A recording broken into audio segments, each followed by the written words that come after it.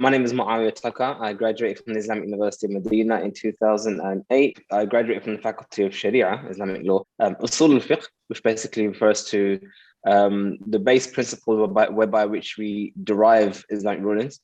And I did touch upon Iqtisad Islami or Islamic economics, which I later on expanded on when I graduated here. And then that's where the rabbit hole or the entrance to that rabbit hole began.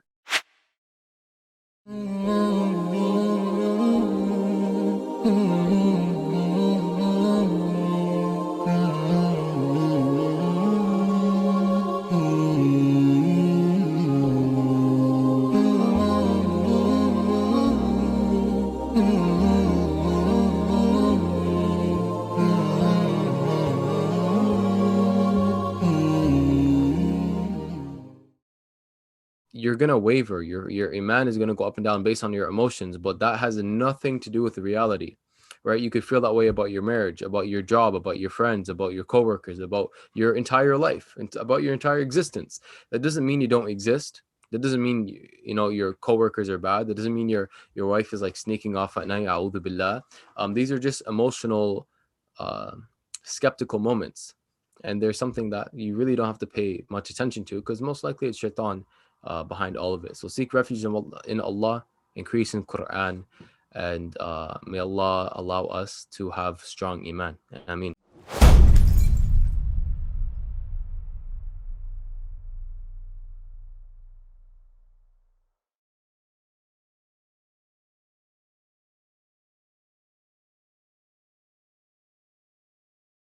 Symbol at the back, mashallah, he's reached the limit, yeah? So, yeah, mashallah. MashaAllah. Let's get going. Bismillah. Hi. Bismillah. Assalamu alaikum wa rahmatullahi wa barakatuh. Welcome back to the realest podcast in the dunya with the three Muslims.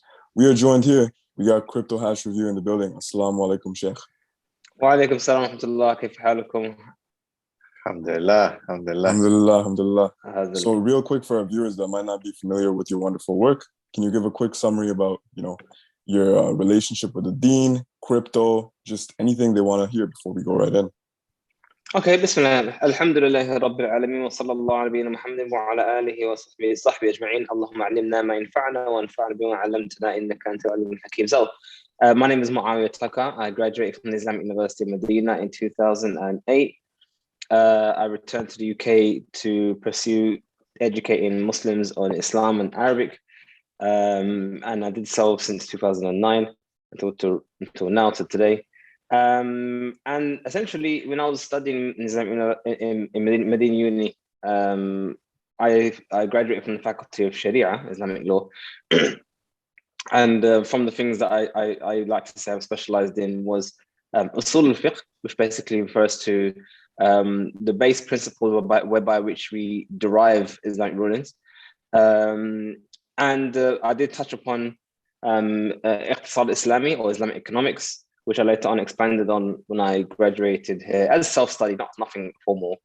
And then later on, I guess say 2017, I got involved in cryptocurrencies, mainly as a means to just accept payment on my website. It wasn't anything fantastic or any kind of speculative maneuver. It was just literally I wanted to expand the revenue stream or avenues for people to pay me for my services. And then that's where the rabbit hole or the entrance to that rabbit hole began, 2017. And since I've been in that space since then, learning about it, even programming, even just now, actually, I was just doing some more programming. We've got something coming up soon, inshallah. That's it, really. MashaAllah. Alhamdulillah. That's great. Alhamdulillah. I know Brother Gabriel has a ton of questions. Yeah, I have a lot of questions. Bismillah, alhamdulillah, sallallahu. First of all, I think this podcast is very important for this reason. And that is, according to what I see, I've been Muslim now for 18 years, coming from the background of, hustling, push and shove. You see that sometimes a lot of Muslims do not want to push, or they feel that there's a contradiction between investing and being successful in dunya and being a practicing Muslim. Sheikh Muawiyyah, do you find that that's one of the hesitations of Muslims when it comes to kind of dwelling or entertaining new avenues of investment in this world? What do you see? Yeah, so generally speaking, I do find that it's been a while now that the da'wah has been focused on the seeking of knowledge, the talab al-ilm, which is great, nothing wrong with that. And it's kind of, even when I first became Muslim, I think it was in the 1990s, it was there wasn't really any emphasis on the rizq or the attainment of the rizq. If anything, it was seen as a distraction. You get a job, then you lose that whole talab al-ilm, which is generally the case anyway in Western lands. There's not much barakah in our time over here, unfortunately. So it was always a case of, if you're going to be doing work or going to have a business, you're not going to be a student of knowledge. If you're going to be a student of knowledge, you're not going to get involved in finance or income, or generate income. And there is some truth to that, like I said, in terms of just being the nature of our lives, 9 to 5. There's not much barakah in our time. I mean, what I found in Medina is that you could study and you'd have a large portion of your day to do something else. You could do something else. And definitely in Medina, there was a lot of barakah in our time. But unfortunately, the rat race catches up with all of us. And people often find that they don't find that there's a balance. That's in practical terms. There's not a balance. But in terms of ideological terms, again, some people think it's almost dirty to talk about making money. I even had some brothers, almost say that they don't want to take extra money. I mean, they actually said, I had opportunity to take, let's say like £10,000 profit, but they said, I'm just happy with one. I'm like, brother, just take the 10, man. Take the 10. Why you say I'm happy with one? Take the 10. So I'm saying it's that people think that being nice and being a good Muslim and being a fair trade means you must make profit. All these kind of things. It's just weird. It's wrong. Anyway, the point is, not only what it is. I think if you look at it, not only have Muslims lost their way when it comes to our aqidah and our suluk, in terms of our mannerisms and our behavior of our husbands and our wives and our children, we've also lost our way by even our trade and our tijara. And there's no reason why we should think otherwise. There's no way you can think of realistically that, we've got a lot of work to do for the da'wah of the Muslim, bring them back to the deen. But in terms of our tijara, we're cool. Why would you assume that? If we're broken in that which is even greater, which is our knowledge and of Allah and His religion, then why wouldn't we equally as broken, if not more, in our other avenues of deen, of dunya? Sorry. MashaAllah. Alhamdulillah. Okay, quick question before maybe Fayad and Andrew has. But Sheikh, what's your favorite Sahabi or Tabi'i in terms of business skills? MashaAllah. I mean, in terms of business skills, I haven't really thought about a Sahabi in that regard. Usually you think of them in religious terms. Generally speaking, when it comes to business, I've always admired Ibn Umar's suluk, or his behavior, as being very direct. There's a hadith in Rasulullah when it says, Al-bay'ani bil-khiyar ma lam tafarraqa. So two people who are doing transactions with each other have the option to nullify the contract and undo the contract as long as they're not part of the company. So based on that hadith, whenever he did business, immediately once he concluded, he got up and left, just so he made sure that it was clear that the business transaction is finished.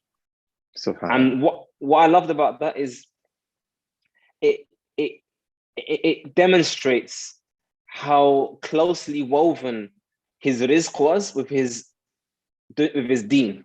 It wasn't just I'm Muslim in the masjid or I'm Muslim on Eid, but I'm Muslim in everything I do, even business. And it's like an open demonstration. I'm going to conclude business, assalamu alaikum, and got up and left. So I guess in that regard, like I said, I've never really thought of the Sahabi in that regard, but yeah, that is something that always comes to mind when it comes to being a businessman. MashaAllah. MashaAllah. That's a phenomenal intro. I say we go right into centralized, decentralized finance. Go for it. All right. Bismillah, take the lead. What's your question? Right. Just general difference between centralized and decentralized. A lot of viewers might not be familiar with these terms. Okay. So in terms of, I mean, just to go back a step before the whole central and decentral, finance. I think people need to understand what does that even mean. Now, the problem we have as Muslims, especially in this day and age, is that we essentially have come into a space that wasn't ours. Now, obviously, we have detailed rules and regulations about how to conduct business in Islam, but needless to say, we haven't really been focusing on that as an ummah for a long while now. So when it came down to other nations and other ummah who have definitely excelled at making money, we are now coming into their space and we are trying to keep up with what they are doing. So what Muslims have done or are attempting to do is to compete in the way that they do business. And part of the way that they do business is through financing, i.e. using other people's money. Hence we have now this concept of Islamic financing, i.e. Islamically the way to do business with other people's money. That's how I like to look at it.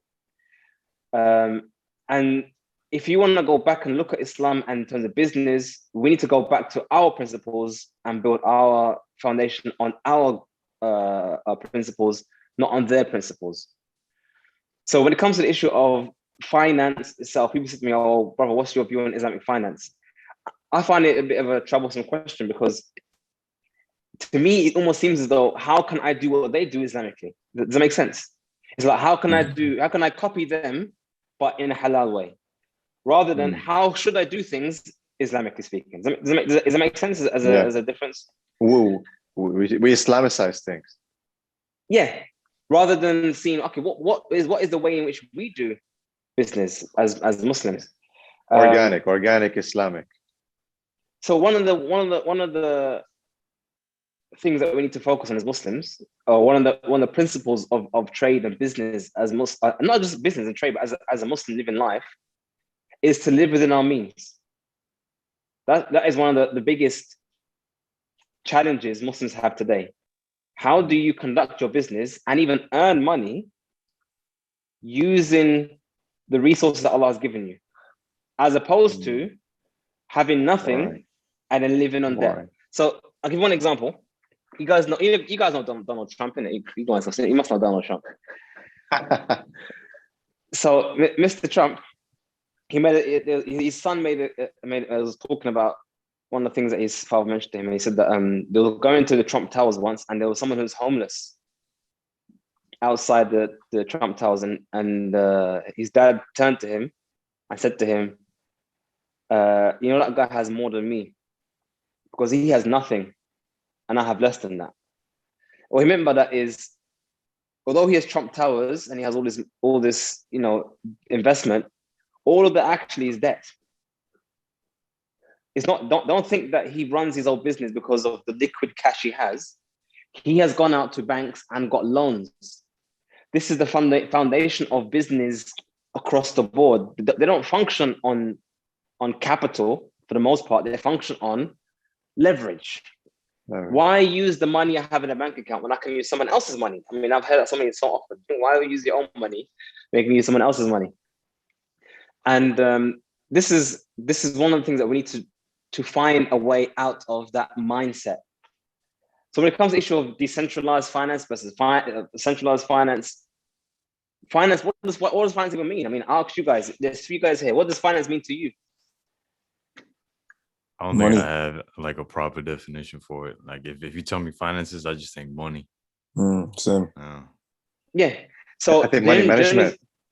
Money management, excellent. So one of the ways in which, for example, and unfortunately, the whole system is built around leverage.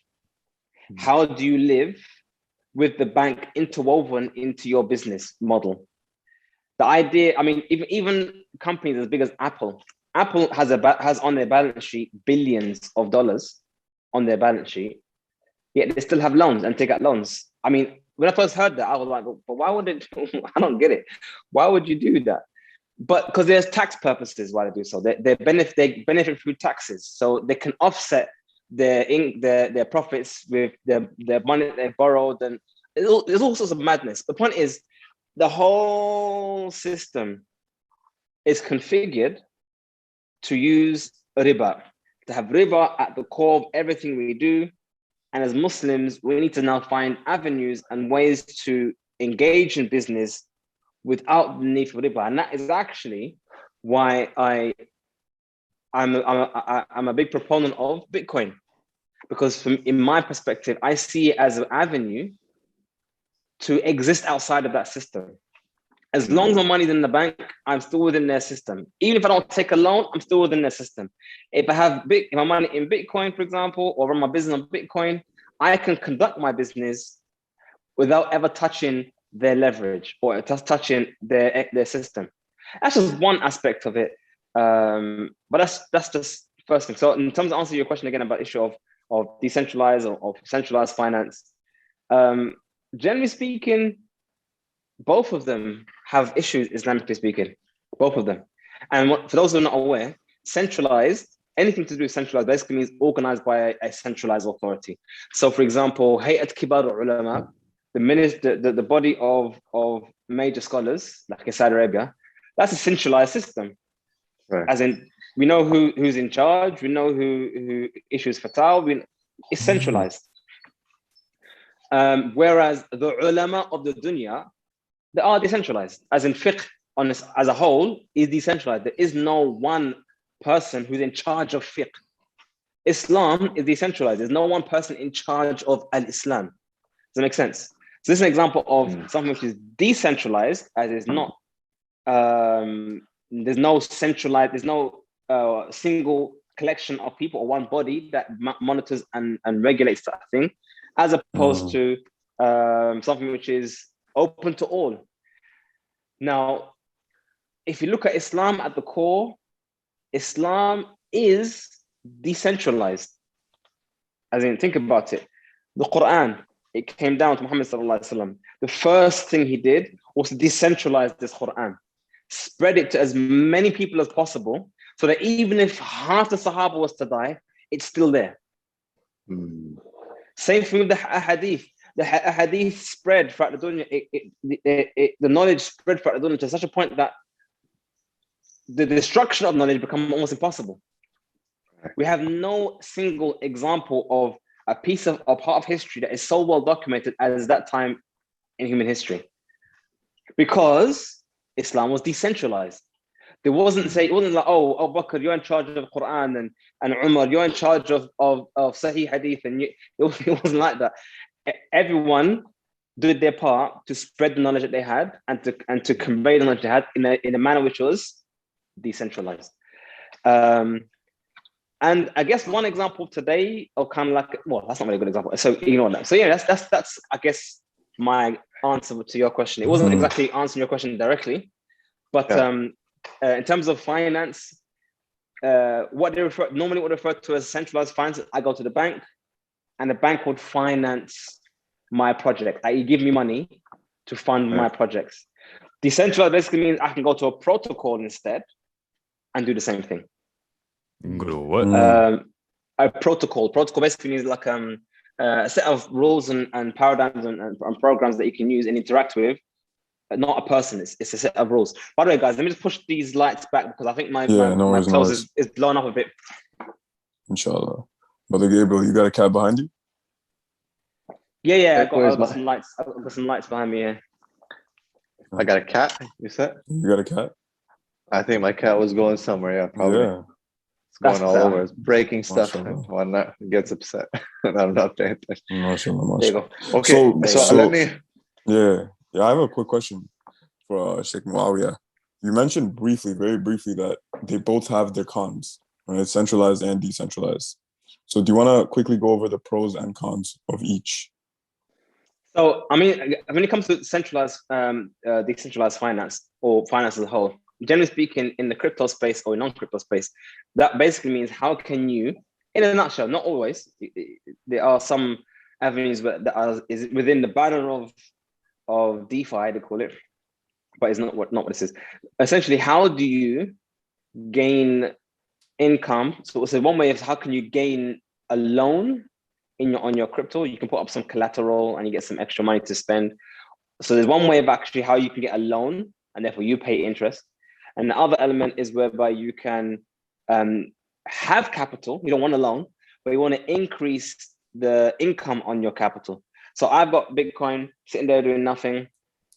Well, it's not doing nothing. It's just doing what Bitcoin does, secures your wealth. But I want to now increase that Bitcoin. So that therefore, rather than just being 1, now I have 1.1 and 1.2 and so on and so forth. So DeFi, some parts of DeFi basically would mean that you provide collateral. You provide money to the protocol, to the system. That system now would take your capital and lend it out to others. And then when they want to pay the money back, you get a portion or cut of the money earned. Now, how does it function? How do you lend out money on a decentralized manner? What they normally do is through over-collateralization. In a bank, they know where you live and you have legal documentation that you sign to make sure that if you don't pay it back, you can get it money back from you some other way. On the internet, you don't have such a thing. I mean, you can get a loan and you can be anonymous. So how do they make sure you're going to pay your money back? So again, this is to do with over-collateralization. So what that means is I have 1 Bitcoin, but I don't want to sell my Bitcoin. I want to keep my Bitcoin. So I will deposit the Bitcoin into a protocol and they will give me fiat. They will give me dollars. But the amount of dollars that they will give me is actually less than the value of the Bitcoin. So Bitcoin right now is at $31,000 USD. So if I was to deposit 1 Bitcoin into the exchange, I could probably take out $10,000 as a collateral on as a withdrawal of my Bitcoin. So I still have 1 Bitcoin, but it's locked in their contract. They're going to give me $10,000. Now I have to pay back $10,000 to get back my $32,000. So the question I guess some may be asking is, why would you even do that? Why don't you just sell $10,000 worth of Bitcoin and rather than go through this whole issue of loans and whatnot? Taxes, like I said to you, the system is built around their corruption. So if you were to sell your Bitcoin, that essentially is a taxable event. That means you have to pay taxes on any gains you've made, whatever you want to call that, gains you made on your Bitcoin, and therefore it would cost you more. So you could, in theory, lock up 10 Bitcoin. That's $300,000. And you can take out $200,000, spend it on whatever you want to spend it on, pay it back over time, and still have your Bitcoin and pay 0 tax. That's basically the reason why you would go on this whole, as they say in Saudi, scratching your left ear with your right hand from behind your back. Is this whole rigmarole. So is that halal, Shaykh? No. So any form of, it's basically it's riba. Because the thing is, to even if you were to get that loan, that £10,000, when you pay it back, you pay back more.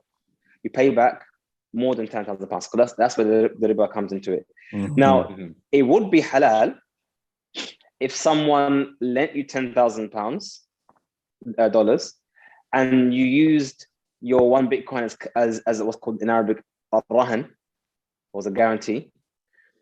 And then when you pay back the £10,000, you pay it back as it was £10,000, not extra. Then that's perfectly halal. There's nothing wrong with that. The only issue is that they've added onto it. Added onto it. So due to that reason, it is haram. Now, if you live in El Salvador, then you can just spend your Bitcoin because El Salvador Bitcoin is now money over there. It's now legal tender. So therefore, there's no taxable event on spending your Bitcoin in El Salvador. So maybe one day, inshallah, maybe even soon, you never know, if Bitcoin gets accepted as currency and not an asset, then there's no need for this whole collateralization with your Bitcoin. You can just spend it as money, which may, and we hope so, inshallah, may be the ironic byproduct of what El Salvador did. Because if once El Salvador finally finalized, I mean, they have finalized the law, it is now legal law, but they're going through the process of integrating into their economy or not. But once they finish that process, then other countries may be forced to recognize Bitcoin as currency. Because they can't just reject their currency, say it's not currency. I mean, the whole Forex industry is about trading foreign exchanges, foreign currencies. So if El Salvador has Bitcoin as legally their currency, then Bitcoin would essentially be, legally speaking, a foreign currency. But I think governments want to resist that because obviously they want their pound of flesh. They want to tax you at the end of the day. That's what they want to do. So we'll see how it plays out. We got this year. It's very new news, and there are other countries that are announcing they're going to do the same as El Salvador. So if at least 2, 3, or 4 countries do exactly the same, then I think it'd be very difficult for other countries to say no, it's not currency, it's an asset. When multiple countries are taking it as their currency, it'd be really weird. But it is what it is. Okay, I have a very important question here.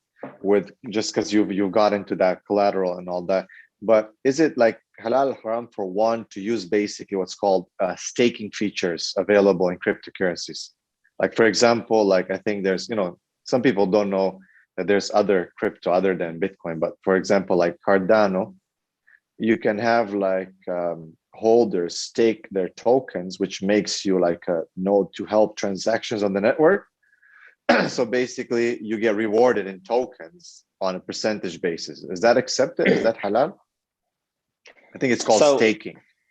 Yeah. So basically, for those who probably are new to all of this, Bitcoin is a decentralized monetary network. It's a network whereby people can transact value, they can exchange value in a manner that doesn't require any authority to manage it or to make it happen. The only thing that regulates and makes sure that things function is mathematics. The whole system of Bitcoin works on mathematical principles as is programmed inside the source code of Bitcoin. Now, people think of Bitcoin as being nothing, as in, what is it? Just numbers, as they say, just numbers. But what they don't realize is how these numbers came to existence. And it's a bit weird. I mean, what do you mean how these numbers come to existence? I mean, even numbers itself is very abstract. I mean, has anyone here held one? Or $1? No, just the one. Just the number one. No. Oh, nah. I don't think anyone has. Yeah, because it's abstract. It's an idea. It's not a thing. There is one of things, but the actual number one is abstract. It's an idea. Even in mathematics, there's actually a debate if going back as far as Aristotle and Plato and all that, whether numbers actually exist. And it's you think these questions, we don't even ask that kind of thing. But yeah, they say, do numbers even exist?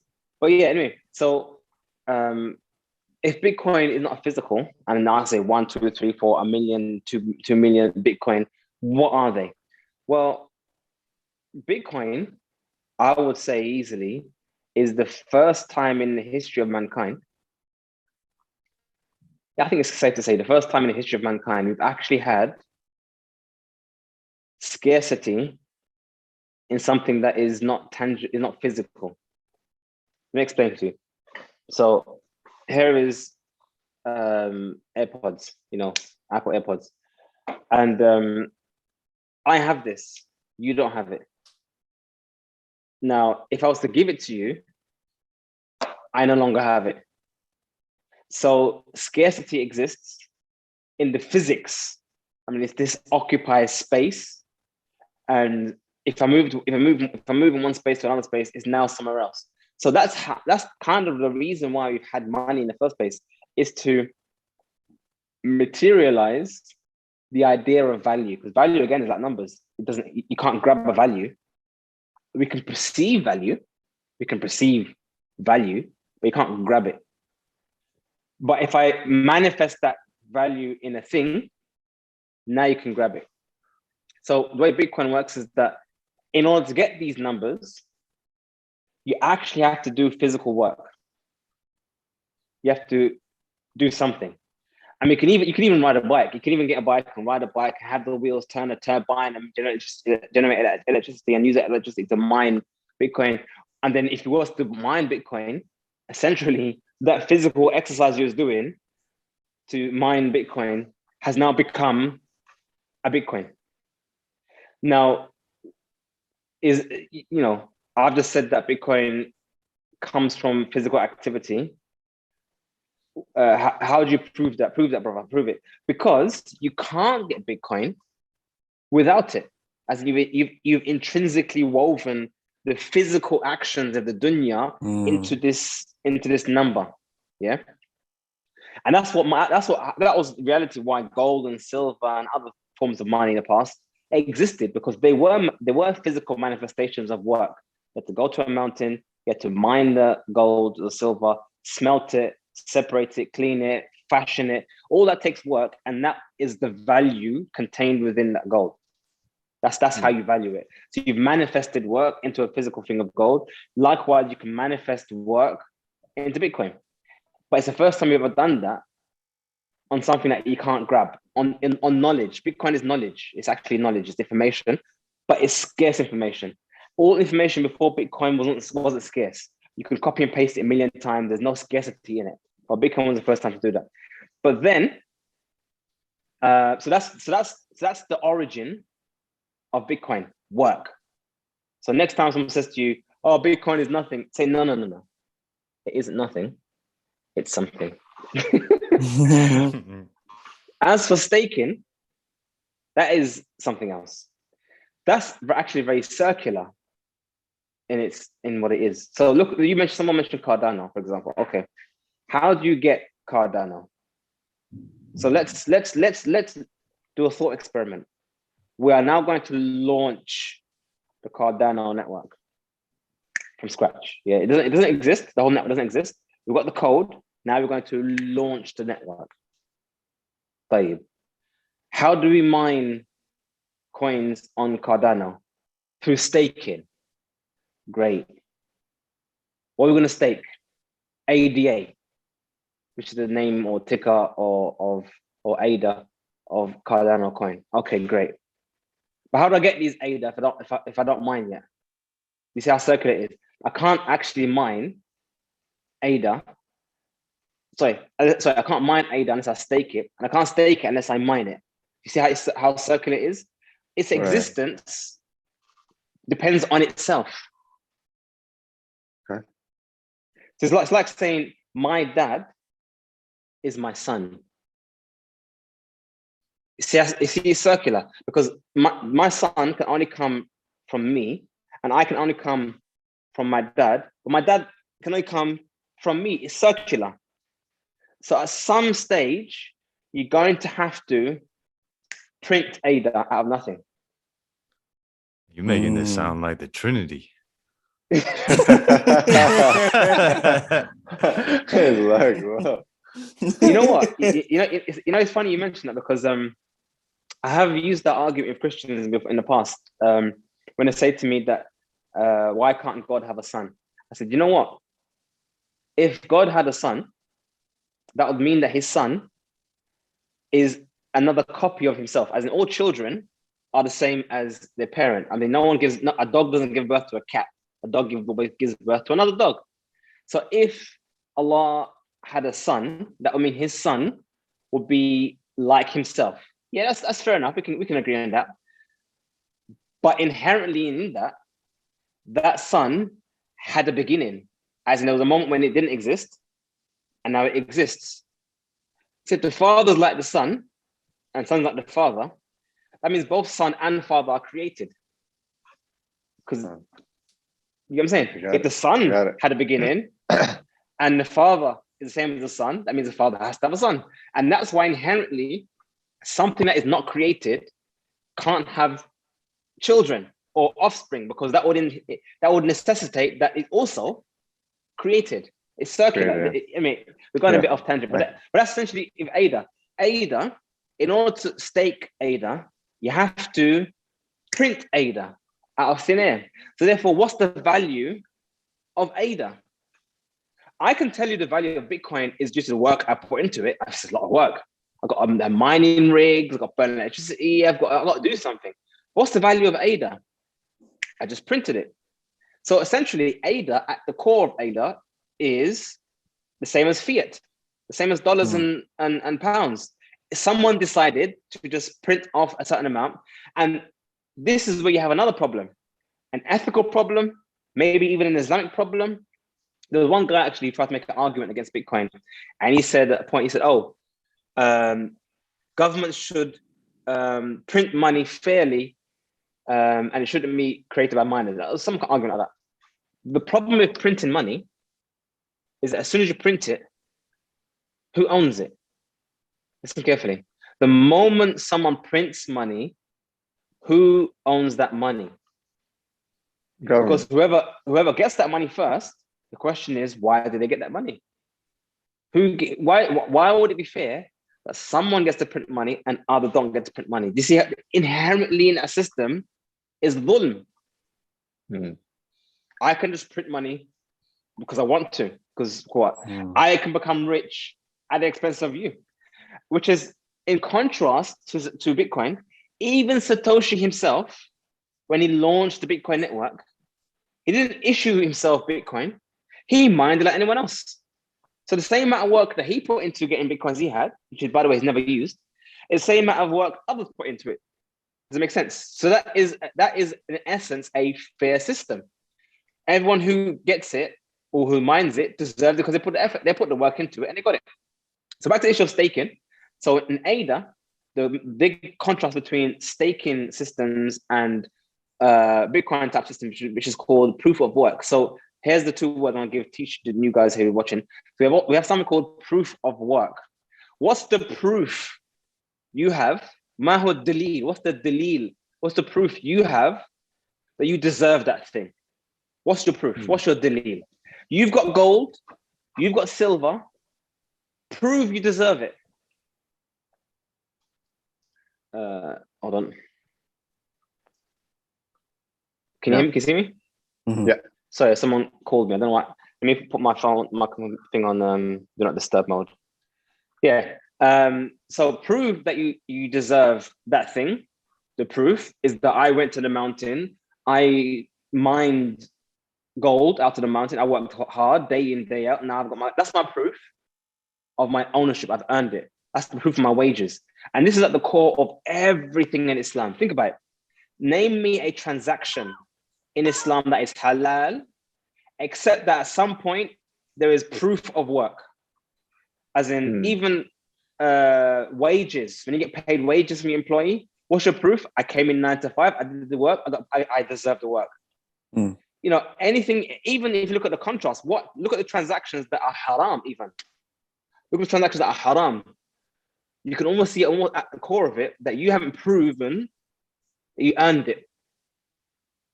And like riba. Like riba. You didn't do anything, but you've guaranteed income. How? Why? Why did you deserve that? What? Because you are rich. So you can see here that we see in Islam we have a contrast. Those who earn money because of status, or those who earn money because of work. So when it comes to Bitcoin, when you earn Bitcoin through mining, you work for it and you earn it. Or you go out and get a job and then you go and get paid in Bitcoin, so you've earned it. With staking, on the other hand, just because you're rich, you get more money. So you can see how ethically, from a design perspective, they're very different. And we can't compare. Halal. No, I didn't say that. I'm saying ethically, one is based on Islamic foundational principles, and the other one is very similar to, what do you reckon? Printing money. I'm actually printing money, but what else? You got money, and because you have money, now you're gonna get more money. What does that sound like to you? ظلم riba. Riba, it sounds like riba. I mean, it isn't riba. I'll explain why it isn't. But fundamentally, in principle, it seems though just because you get money, you get more money. And those who have more money will essentially get more money. So we see that in riba, those who have large amounts of money, if you allow riba in a society, money trickles up towards them. Because the more money they have, the more money they can make, and it trickles upwards. In Islam, it doesn't. Money trickles downwards through zakah. Those who have lots of money, it's almost like you have a hole in your bucket of 2.5%. Every person who has money, they have a hole in their bucket of 2.5% every year. It trickles outwards down to the people at the bottom. So money comes downwards, whereas in riba it goes upwards. So in principle, and like I said, this is just my ethical argument from an Islam perspective. In principle, staking resembles riba. But why is it not riba? Okay, riba requires a loan. And in this case here, there is no loan. No one is taking money and no one has to pay you back money on interest. The way it works is that you lock your fees, your money into a contract, and the amount of money you have in that contract determines how many transactions you can validate. Because remember, all these systems is a monetary system. People make transactions all the time. Who regulates and signs off on these transactions? It's the network. It does it. Who's the next person in line to validate the next block? In Bitcoin, it's down to work. Whoever finds the special number, the nonce, they have earned the right to sign a transaction and to earn Bitcoin. Whereas in staking, it's based on the amount of money you've staked in the network. So the more money you stake, the more likely you are to get the right to sign the transaction. So there is, in that respect, some element of work where you are signing transactions. So I'm not gonna say it's totally devoid of any work. It's just that the basis of that is the amount of money you have. So that's, in a nutshell, what proof of stake is, which is what AIDA does, compared to proof of work, which is what Bitcoin does. Bitcoin's, your proof you earn something is the work you did in it, mathematical work and effort you've done into it. Whereas in AIDA, it's based on how much money you staked. So is it halal? Yes, it is. The only issue I would say then is that why would you want to stake and earn money through in an inferior currency rather than a superior one? If I was to give you a choice to say which currency is more fair in terms of existence, what is more in line with Islamic ethics, I'm sure you guys would agree with me that Bitcoin is more in line with what Islam dictates as what is good earnings and tayyib earnings, as opposed to that one. I'm not saying one is the aid is haram, I'm just saying that one is another one. But as for the staking, that's what it is. So one last point, though, I do go on a bit. Let's ask ourselves, why do people showing an interest in AIDA and staking, and you'll find the same amount of interest for mining? Have you ever asked that question? Why are people not interested in mining Bitcoin, but are interested in staking AIDA? Lots of people. It's the same reason why the rich are happy to give you a loan. I'm not happy to go out and work. It's the same. It's the same principle. It's not different. It's the exact same thing. One, you earn money by just having money, and the other, you have to actually do something. And again, if I want to be a Bitcoin miner, actually, someone just asked me this yesterday. Actually, he wants to mine Bitcoin, and I explained to him, first thing you have to go and buy a mining rig. So yeah, that already means we're talking about capital investment already. We haven't even started that. We're talking about capital investment. Then you've got to pay for internet access, which isn't much, but you got to have internet access.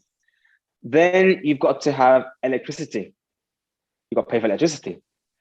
And then we did the maths and worked out that if you buy an S17 Antminer, which is like a mining rig, which costs about, I think, $7,000, it will take you about a year to make back your money on your investment. And then after that year, all the money you're making is profit, obviously, because you paid for your initial capital. So you can see here already, it's very much in line with actual tijara. Go out, make effort, do the hard graft, and inshallah, Allah will give you the rizq al-tayyib. Whereas ADA, just go to Coinbase, go to Binance, buy some ADA, transfer it to another contract, stake it, and then, yeah, you go. Khalas. I've made money. You see the difference? The difference is, ethically speaking, one is through work and the other one is not through work necessarily. So that's two things. But it's not riba, by the way. It's just riba. There are ways to do riba on crypto, but that's not one way to do it. So that's proof of stake as relates to the protocol. So that's your Ethereum at some point when it does move to proof of stake. At the moment, Ethereum is proof of work.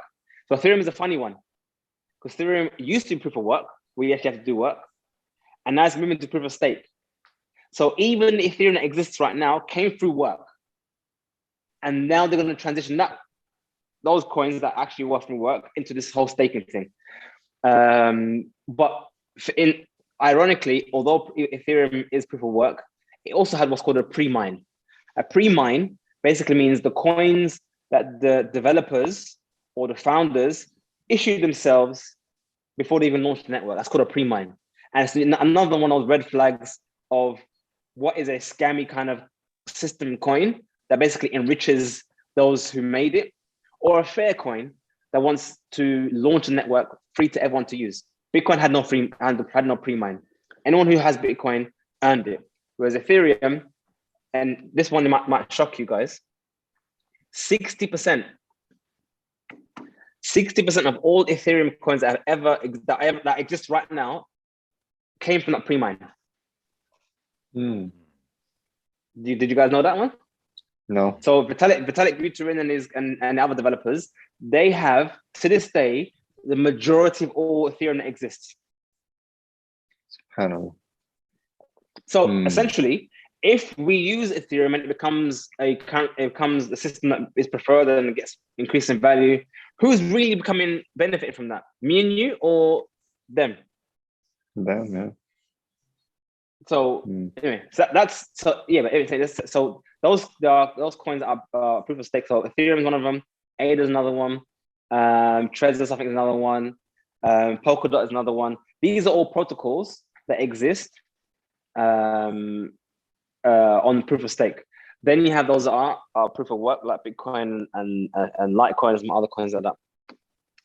But then you have staking, which is not like this. Because the word staking is a very big term.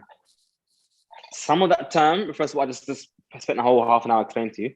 Another type of staking refers to literally a loan.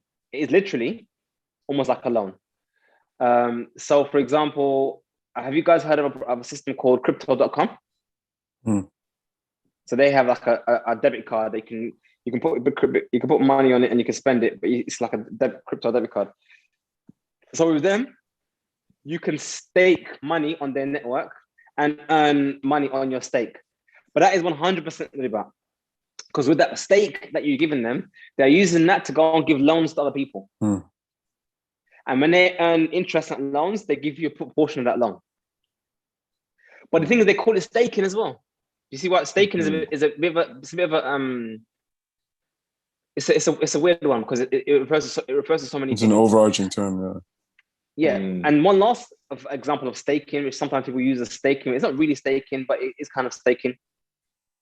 And that is providing liquidity to systems to perform a certain task. So have you guys heard of something called an automatic market maker? No. Okay.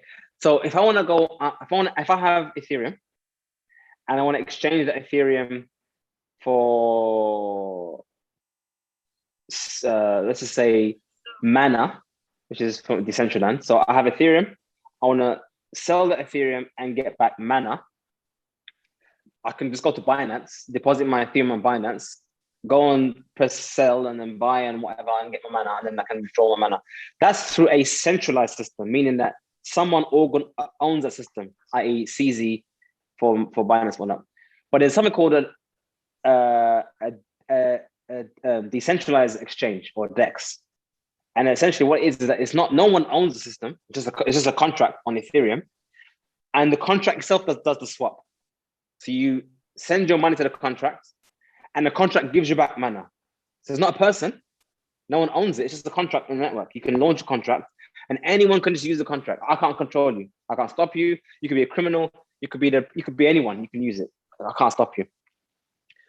Now, if I send Ethereum to that contract, where does the mana come from? It comes from people like me and you who want to earn some money on our Ethereum and our mana. We provide liquidity. So we deposit our Ethereum and our mana, both equal share, into the contract, and we leave it in there. Me and thousands of other people do it. Now, if you want to go on and sell your Ethereum and get back mana, that contract will just absorb your Ethereum and give you some of that mana and take a small fee. That small fee, some of it will go to you because you provide the liquidity. So that essentially is, if you want to draw a parallel, it's almost like a currency exchange. You know, when you're outside, you go Haram, Mecca, you go outside, you see those guys, you give them your pounds and you get reals. Right. Yeah. So imagine you went to them one day and said, look, I want to make some money. Here's a bag of money, different currencies. You can use it to do your tijara. Just give me a cut of the sarf, a cut of the exchange. So that's providing liquidity. Some may call it staking. It isn't really staking, but some may call it staking. But it looks like staking in the sense that you're giving money to someone, and you're getting, you still have your money, but you're getting back profit as a result. The only difference in this case is, imagine I gave 10 Ethereum and 10 mana. When I take my money out, I might get 11 Ethereum and 9 mana. Because the value of mana and Ethereum differs. And your stake will always have to be equal in value. So if the value of mana goes up, you have to rebalance your stake. It makes sense. So you might end up losing more or less. So it's same thing, same kind of thing in terms of. So that is halal. That is fully halal. That's basically like musharaka. You're doing business with them. You're doing business with the contract. And one of the reasons why that is halal is because you could also lose money. Because remember, you're providing value, and that value changes. Mana goes up, Ethereum goes down, and you're getting back a certain different amount. So there is risk of loss in that transaction, like all business, and that's essentially what makes it what it is. That was a very, very, very, very, very long answer. I know. I'm sorry, lads. Mashallah. That was good. I know. The next one is definitely, it deserves its own episode. But for the sake of time, just for a brief introduction, what are markets? So what are bull markets, bear markets? How do those work? What are we currently in? Because a lot of people invested in Bitcoin with the hype. Now it's not doing so well, and they're like, what happened to my money? Yeah, so this is why I'm always telling people, and I think especially for you guys, when you speak to the shabab, the youth, when you speak to the youth, you should tell them that Bitcoin shouldn't be treated like an asset to be traded. So let me give you a scenario, yeah? You're living in Bangladesh, and you have Bangladeshi dakas. Now, the currency of Bangladesh isn't that great, and the value of it might go up, might go down. You might go down a lot. Like what happened in Lebanon. Lebanon, they lost more than 50% in a day. They're just gone of its purchasing power. So some countries have some, it's not great. So what some people may do, especially the rich, those who have money, what they will do is they'll keep their money in dollars. Now, they won't say, I'm trading dollars. They'll just keep the money in dollars because it's more stable, it's more what they want, and they trust it more. Okay. Likewise, so now we come to the issue of our current money. We have fiat, whether it be dollars, pounds, or ringgits for those in Malaysia. So you have those of us who have our fiat. You have a choice. You can keep your wealth in a currency that we all know with surety and no ambiguity that it's losing value every year. Every single year, it's losing value. And especially now with COVID, the amount of value it's going to be losing is probably going to grow even more than it was before. We already know this. So where would you park your capital to keep it safe? Would you just leave it in the fiat and say, I'll go down with the ship? Or are you going to jump ship and put your money into something which is better than what it is before? Now, no doubt, the strongest currency today in this fiat currency in this world is the dollar. No one denies that. But we also know that 40%, listen carefully, 40% of all the dollars that have ever been printed in the history of dollars was printed last year. So if you're buying Bitcoin because you want to get more dollars, then I would say, what's wrong with you, brother? What is wrong with you? Why do you want dollars? It's about changing your mindset. It's not about thinking, oh, Bitcoin's gonna make me rich. Actually, no, Bitcoin's gonna not make you poor. Think of it this way. This is what you need to start thinking. Where can I allocate my capital so that number one, I can avoid what's going to come, which we all agree is going to come.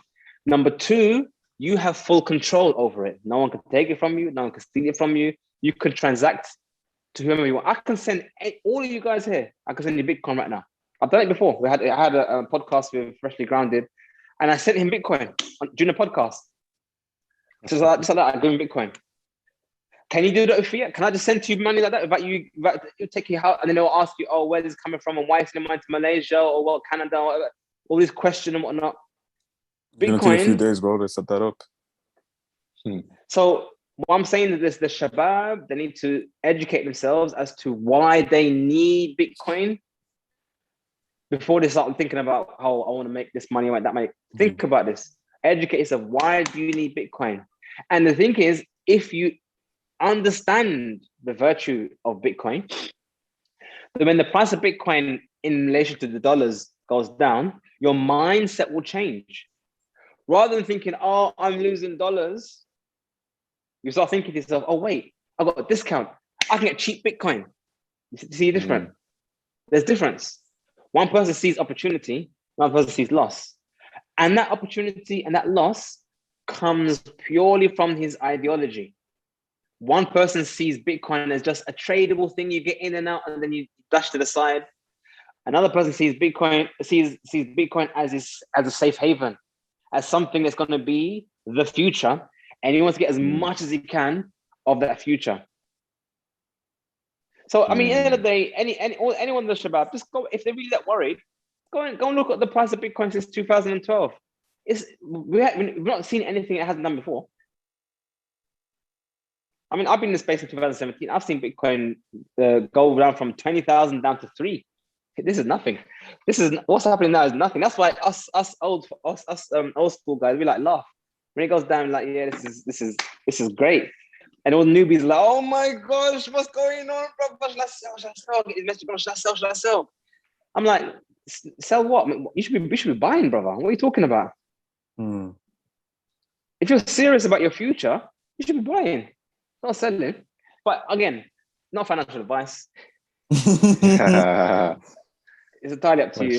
But that's the way I see it. As for the other question about the altcoins, that's another question. Because no one buys an altcoin for the future. You only buy altcoin just to make money. It has no function. Ethereum, Cardano, Doge. Be honest with you, no one really wants Cardano or Doge. They only want to get the gains that they expect from it. Whereas Bitcoin, there are millions of people who want Bitcoin.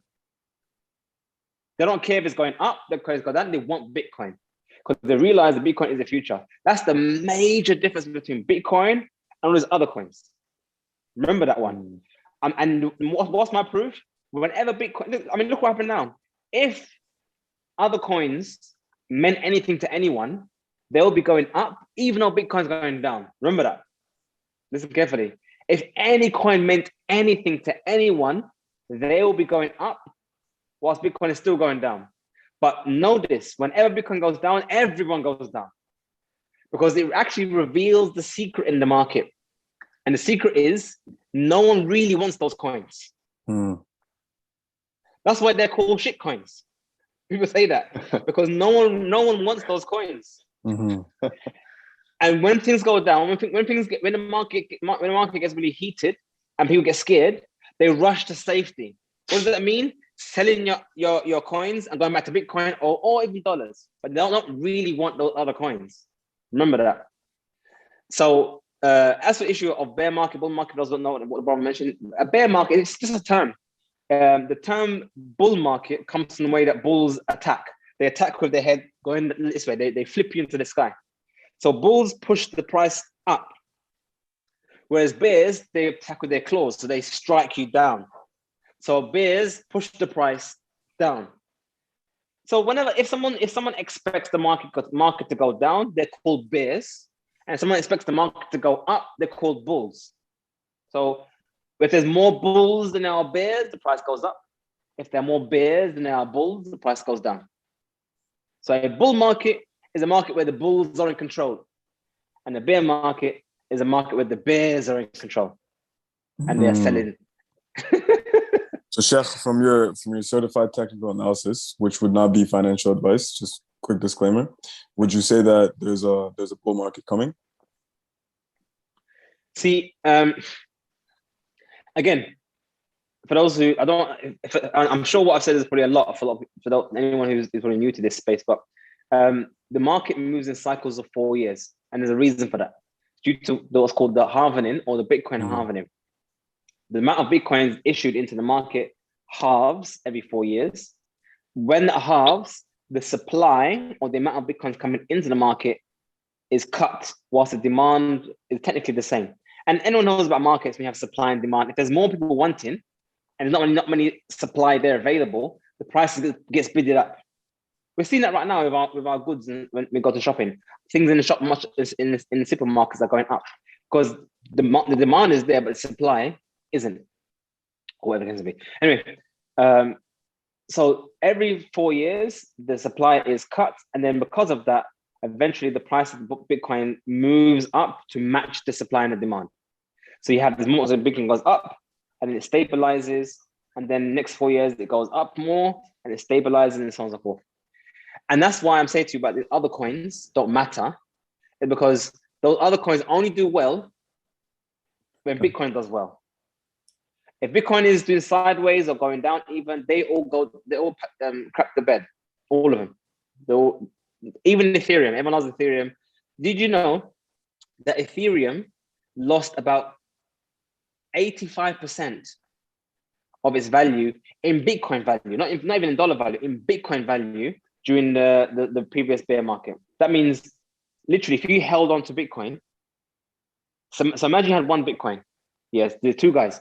One guy's got one Bitcoin, another guy's got one Bitcoin's worth of Ethereum. That means that by the end of the bear market, the first guy still got one Bitcoin, but the second guy now has 0.1 Bitcoin.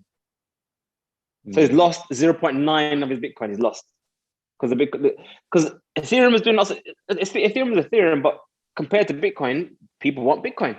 That's just reality. Until the day when another coin starts acting independent of Bitcoin, they're all rubbish.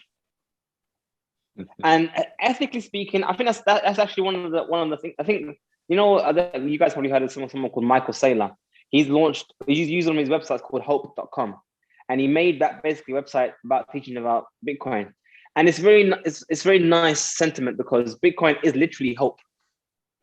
If you compare a person who likes Bitcoin and a person who likes gold, they're two different mindsets, two different mentalities. A person who likes Bitcoin is optimistic of the future. He wants good for the future. He's looking at a brighter future where the world will be better. If you look at someone who likes gold, they tend to be a person who is very pessimistic. The world's going to be a crash. Everyone's going to die. We're going to return back to swords and bows and arrows again. So it's a very different view. Mindset is very different. Bitcoin is optimism. It's hope that the future is going to be better because it was launched fairly, it's mined fairly, and it's distributed fairly, as opposed to the others. So in terms of the bull market and bear market, is there going to be a bull market? So right now we had the halving in last year, May it was. So now it's been 1 year. Generally speaking, due to the 2 previous bull markets, these markets usually last about 1.5 years.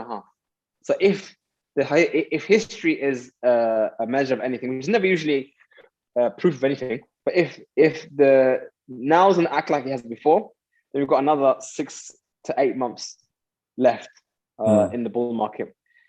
So just, I will say to people, if you're interested in your future, stick to DCA.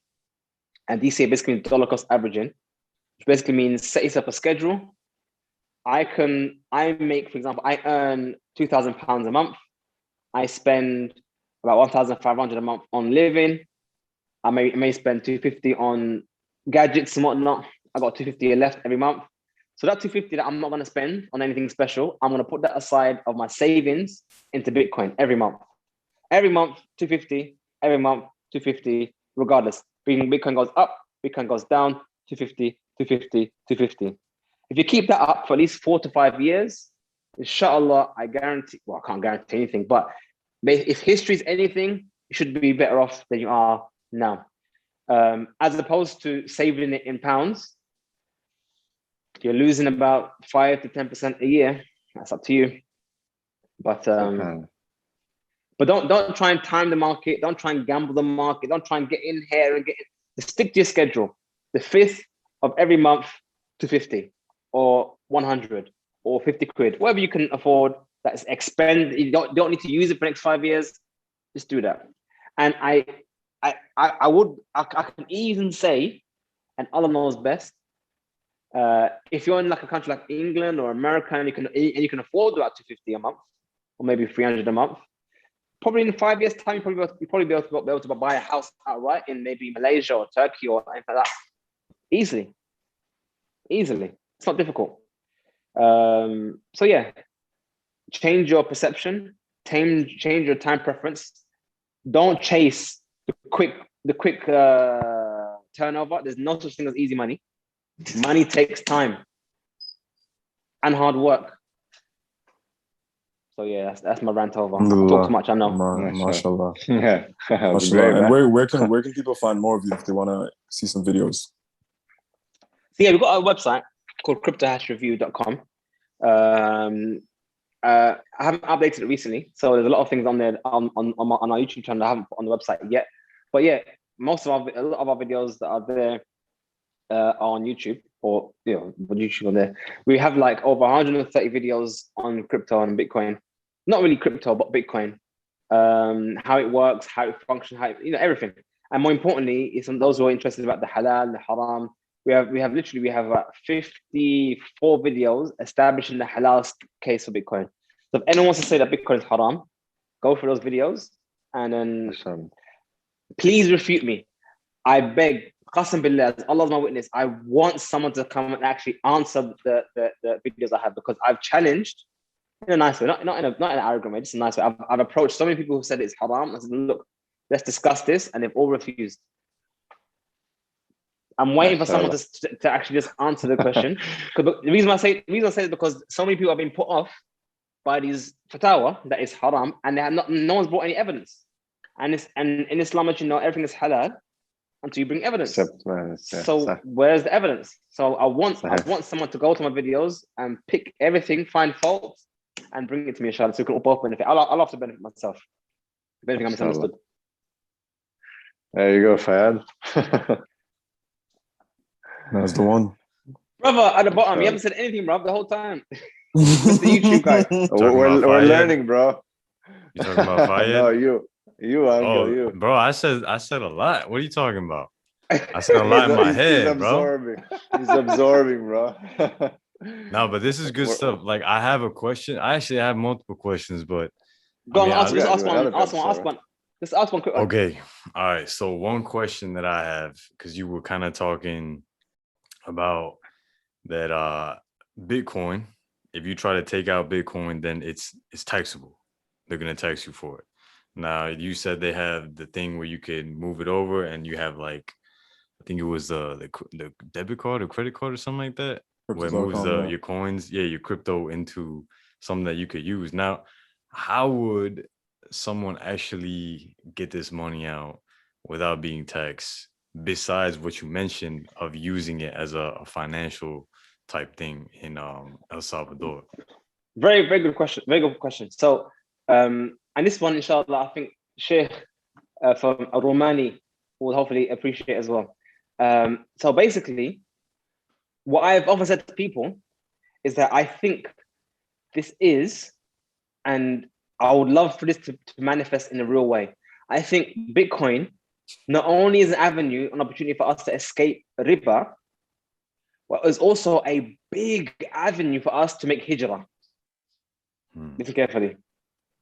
If you're in Canada or you're in UK or you're in France and you just wish you could make hijrah, DCA Bitcoin, dollar cost average your Bitcoin, spend at least 4 years saving whatever you can in Bitcoin every month, every 2 weeks, whatever. Buy your Bitcoin. Don't look at the price. Don't follow this and never. Don't chase this scam here and that scam coin there. Just DCA Bitcoin.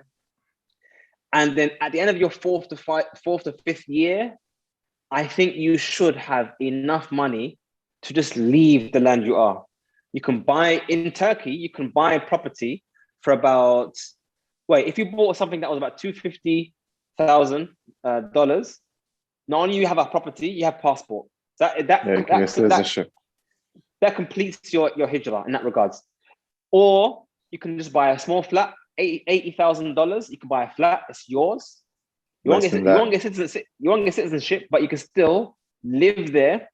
Yeah. And with the remaining money you have there, you could, in theory, if you manage your funds properly, you could actually live off the rest of your money on Bitcoin for over a decade. I'm sure you're not going to just do that. We're going to do business or not, but I'm saying you could still set up yourself and your family outside your country. And that actually does solve your issue of taxes because you're no longer in your taxable environment. For example, if you're in Malaysia, Malaysia doesn't tax crypto. There's no tax on Bitcoin in Malaysia. Again, there's no tax on income from abroad in Malaysia. Or for example, in Turkey, I mean, if you left your country, you can find avenues to avoid or even reduce your taxes to a larger degree. So what I'd suggest is not to think about how can I get lots of money and buy a nice house in London or what. Forget London, brother. This is your ticket. Your ticket to live with the Muslims. I mean, you could even go to Dubai. Dubai is one of the easiest places to go to, and it's practically tax-free. You can go to Bahrain, open a business in Bahrain, and that's it. You can stay there indefinitely. You can go to Egypt. There's so many places you could go, but if you have a good wad of cash in Bitcoin, I am telling you, all that's left for you to do is book your flights and say ma'a salama. Because no one can stop you from going where you need to go. You have to worry about transferring from one bank account in one country. You literally just go with the money on your phone. That's it. It's gone. So it's literally hijrah money. Okay, so if I were to go to Malaysia and let's say I had figuratively speaking $50,000 in Bitcoin, I could take out that $50,000 without any taxation. Yeah. I mean, so are you American or are you Canadian? I'm in America right now, yeah. But are you American? American, yes. Okay, then you got problems. All right, bro. That's what I'm trying to ask. Come on now. And the only reason I got problems is because America is the only country in the world that taxes you right wherever you are. Mm-hmm. So even if you lived all your life in Australia or Malaysia or UAE, you still get taxed. The only way to avoid that is to renounce your citizenship. I'm about to renounce it, bro. But the thing is, I mean, I'm not saying you must do anything, but I'm saying that the only way you can feasibly make such a step is if you have the capital to keep you going wherever you need to go. You can't go to another country as a poor man and say, I'm going to renounce, and you're going to be stuck. You have to have a plan. But a major, like what the Shaykh began, this whole discussion was that many Muslims they stigmatize wealth. And what we're trying to say here is that wealth is a ticket to ibadah. How can you worship Allah at least openly? One of the ways to do that is with mal. If you're poor and living in London, if you're poor and living in New York, if you're poor and living in Toronto, you are finished. There's nothing you can do about it. You're stuck. If you have money, you have options. That's why people need to equate money is options. Money is opportunity. Money is irada. It's what you want to do. Money allows you to manifest what you want. I want to leave the United States. How do I leave the United States? Bil mal, with money. With dua, primarily. Not denying that one. I have Allah's help. I'm saying that money is a means to manifest your irada, manifest what you want. So once you have that money, then we can talk about avenues where you could go, how to renounce the citizenship, how to get other citizenships. These things are easy. These things are easy to do, but they're not even on the table without the mal. It's not even an option. You can't even talk about it without the mal. Facts. So I'm saying that Bitcoin is your hijrah pot. If the shabab out there change their mindset away from making a quick buck, they're now saying hijrah. I want to enact this ibadah of living ma'al Muslimin. How can I do so? I'm going to use Bitcoin as my avenue. Save up little by little, learn about the space, maybe even make a business on Bitcoin. Maybe online business, online teaching, get paid in Bitcoin. And then when I'm ready, I go. And the thing is, because you built your business on Bitcoin, that means your business goes wherever you go, because Bitcoin is everywhere. You don't have to change anything. You just continue. Bro, if you're on the plane leaving and you're still earning, khalas. So back to the issue of spending, how do you spend your Bitcoin? Then yeah, if you wanted to go with the full whack and live on Bitcoin, then you will have to pay taxes while you're spending it. But the thing is, if you're on spending living expenses, you're not going to be making lots of money. I mean, you only pay taxes on the profit you make. So if you're spending about 20,000, 30,000 a year on living expenses, how much of that money you're spending on living expenses is actually profit? Maybe a third. Let's say a third of that. That's £10,000 profit.